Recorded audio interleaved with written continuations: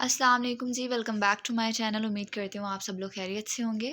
आज हम अपने लास्ट 3 टॉपिक्स जो हैं वो कवर करेंगे इस वाले लेक्चर में, जो कि हमारा लास्ट लेसन है। और यकीनन लास्ट लेसन जो है वो ख़त्म हो जाएगा और ये हैंड आउट भी जो है वो अपने इख्तिताम को पहुँचेंगे। अगर वाक़ई आप लोगों के लिए लेक्चर्स हेल्पफुल थे तो आप लोगों ने एग्ज़ाम अच्छा करना है और मुझे आके बताना है इस वाले लेक्चर के नीचे कमेंट सेक्शन में, ताकि मुझे पता चले कि वाक़ई में ये लेक्चर्स आप लोगों के लिए हेल्पफुल थे।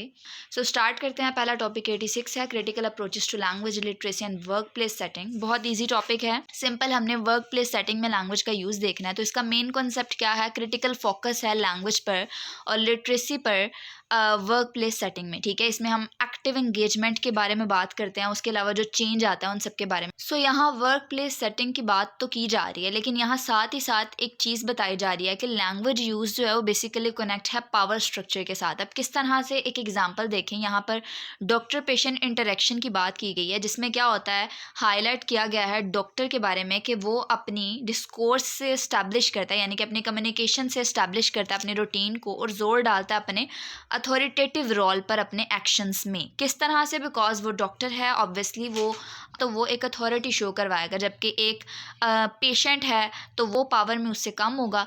तो बताया गया है कि वर्क प्लेस सेटिंग की अगर बात करें, ठीक है, तो यहाँ पर एक पावर स्ट्रक्चर आ जाता है, ठीक है। तो यहाँ इस एग्जाम्पल के अकॉर्डिंग यही बताया गया है कि डॉक्टर जो है वो अपनी डिस्कोर्स में, अपनी कम्युनिकेशन में, अपने रवैये से, अपनी रूटीन से जो है वो अपना अथॉरिटेटिव रोल जो है वो जाहिर करता है। तो इसी तरह कनेक्ट करना वर्क प्लेस लैंग्वेज को पावर स्ट्रक्चर से बहुत ज़रूरी है। ख़ास तौर पर समझना, जितने भी हमारे पास वर्क प्लेसेस होती हैं डिफरेंट हो सकती हैं, ठीक है। लिटरेसी नीड को समझना, फॉर एग्जांपल आपकी जो बातचीत करने का अंदाज़ होता है वो डिफरेंट हो सकता है, लेकिन अगर आप इन फ्रंट ऑफ डॉक्टर खड़े हैं, ठीक है, तो आपको अपनी बात थोड़ी डिफरेंट वे में करनी पड़ेगी। और इसी तरह अगर डॉक्टर है तो वो एक अथॉरिटेटिव रोल शो करवाएगा। तो ये बहुत ज़्यादा क्रूशियल है समझना कि कैसे लैंग्वेज यूज़ जो है वो कनेक्ट होती है पावर स्ट्रक्चर के साथ।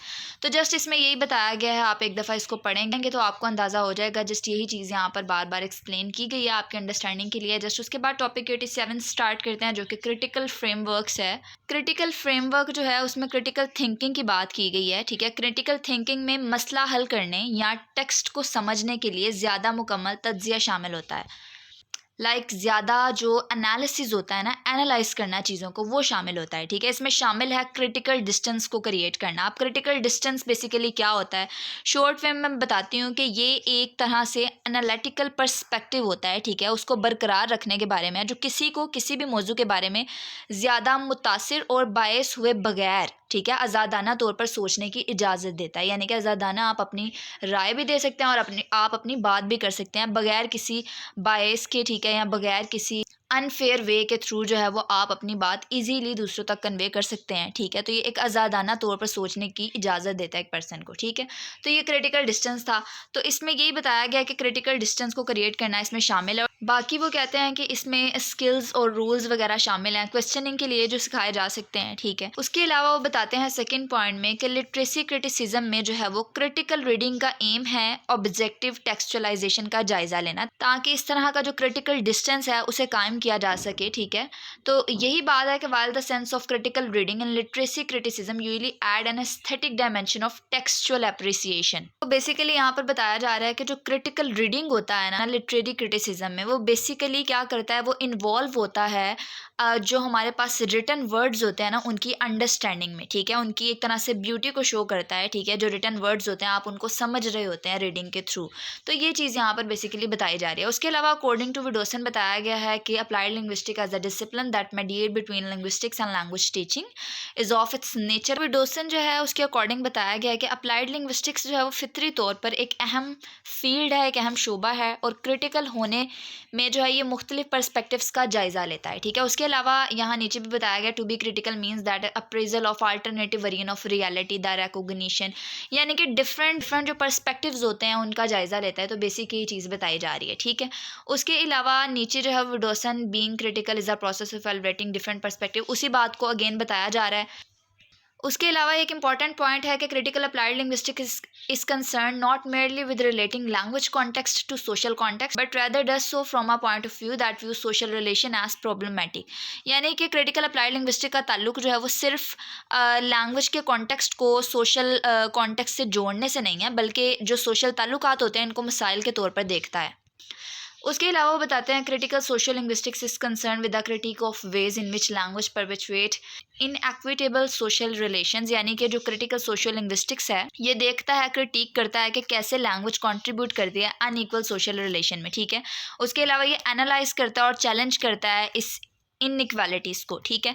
तो ये चीज़ यहाँ बताई गई है। देन हमारे पास अकॉर्डिंग टू पोस्टर्स आ जाता है जो कमेंट करता है that critical theory spring from an assumption that we live amid a world of pain that much can be done to alleviate that pain and that theory has a crucial role to play in that process. So यहाँ पर वो बताते हैं according to poster कि हम challenge वाली दुनिया में रहते हैं, ठीक है, और नज़रिया इन चैलेंजेस से निमटने और इनके खात्मे के लिए जो है वो उनमें अहम किरदार अदा करता है, ठीक है। तो ये पोस्टर का कॉमेंट था जो कि उसने बताया यहाँ पर।